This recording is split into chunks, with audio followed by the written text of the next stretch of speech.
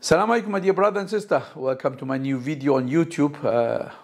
As you know, this is our first Umrah we made in September after the Hajj in the new season. It's 1444 Hijrah calendar. And we made our Umrah with a small group. It was very well. But there were some problems we faced, and hope you don't make the same mistakes. So I want to give on this video to you some information regarding the visa, especially the tourist visa. First of all, some people are asking again and again about the conditions. As you know, Saudi Arabia demands no vaccination proof, no tests, PCR or the antigen test. So you can travel directly from your country. Now there are several different visas. As you know, Umrah Visa is open for all countries. But Umrah Visa is a little bit expensive. And there are cheaper ways if you have a United Kingdom or Schengen or United States visa, or this is new, if you have a permission of residence there. If you met these conditions, you can get a visa on arrival. When this was introduced a month ago, it was only possible with the Saudian airlines or with the national airlines like FlyNAS. Now we get also 1 month ago an email from the Turkish Airlines. Now also other foreign carriers can transport you, and you can get your visa on arrival in Saudi Arabia. We tested it. It works. So if you are holding a visa or a residence card, you can go directly to Saudi Arabia, take the next flight with Turkish Airlines, for example, or Saudi Airlines, and get your visa on arrival. We tested it, and we asked also in Istanbul at the transit desk and on the boarding gate, what happened if we don't have a visa. They said if you're holding a resident card, you can go directly and get your visa on arrival. What is not possible, and this is one of the first mistakes people are making, when you go to Saudi Arabia with an Umrah visa and it's valid, you cannot get a visa on arrival. We get a visa on arrival 2 or 3 months ago with my wife. No, it's now 4 months, I do apologize.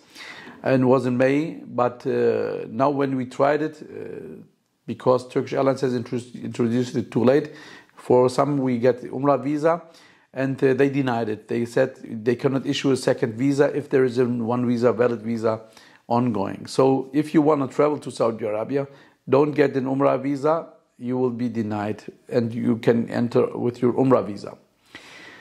Visa on arrival, it works as I told you, and it's the same like the tourist visa, but there is no printed visa. So you can get only on your passport the 2 numbers, the visa number and the border number, which is important, for example, if you want to buy a SIM card there.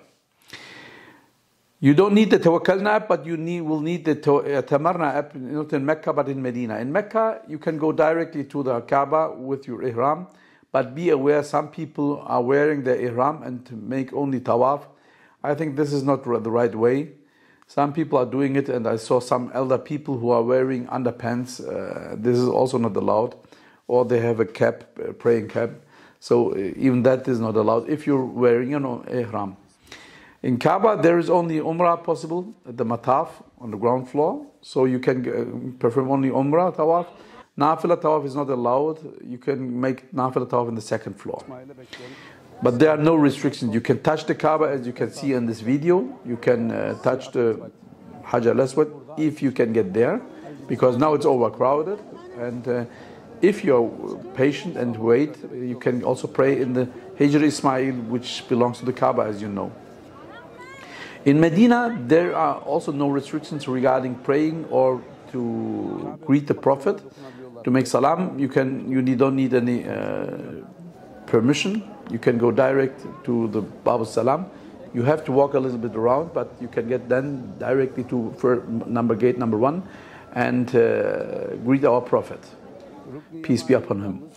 But if you want to pray in the Rawdah, you need an appointment, and this is where you need the I'tamarna app. The I'tamarna app is the only way you can get a permission to pray there, and it's only possible one time. If you want to make a second appointment, you will be warned that it's only possible after 15 days. So it means you will be not there, but it's possible to make it after 15 days. So make your appointment and the right date. Do not miss it. What happened to us when we want to fly back? After our check-in with our small group, I waited until everyone passed the passport control. And then when it was on my turn, they told me that my visa has been ended. I said, it's impossible because the visa was valid until 12 October. And on the entry, I asked also what happened if I'm entering Saudi Arabia on 3rd October and will leave on 15 October. They said no. Even I cannot issue a new visa when I'm there. I have to go out and then come with a new visa. Otherwise, I have to pay 100 riyal per day. So I said, okay, next month I will get a new visa and enter it with a new visa. But what happened? They sent me to their to number 1 passport control desk. And there they told me that I have been exceeded for 4 days. I said, impossible. Then the police also saw the visa is valid, but what is the problem? Because the computer tells us that I have to pay 4 days. I didn't refuse to pay, but I wanted to know what is the problem exactly. And then there started everything. I waited more than half an hour, maybe 40 or 50 minutes. Then there came the captain with 3 stars. And he got also a list from my entry and exit. They counted my days in Saudi Arabia the last 1 year, and they said I stayed 95 days here. So I have to pay for 5 days. I said when this visa was being introduced, I read, and I'm sure that I read this, it's 180 days in 1 year, but I can stay only up to 90 days in one stay. So I have more days. They said no.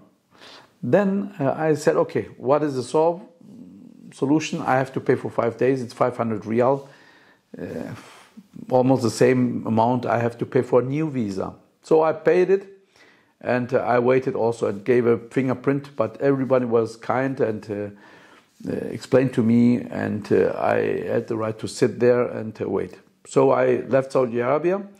But also, if your visa is valid and you didn't stay 90 days, for example, you stayed 40 days, and you're entering Saudi Arabia on, for example, 10 October, your visa is valid until 12 October.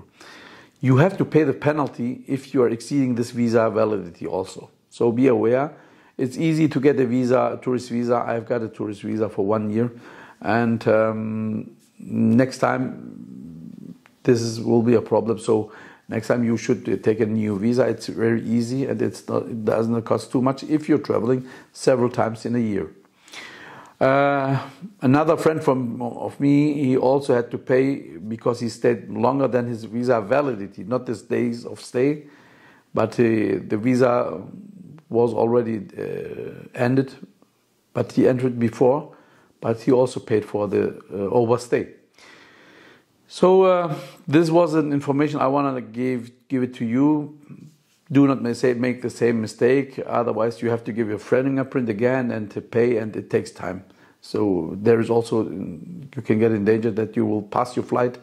I didn't pass my flight, alhamdulillah, but it took too much time. So hope you will not do the same mistake.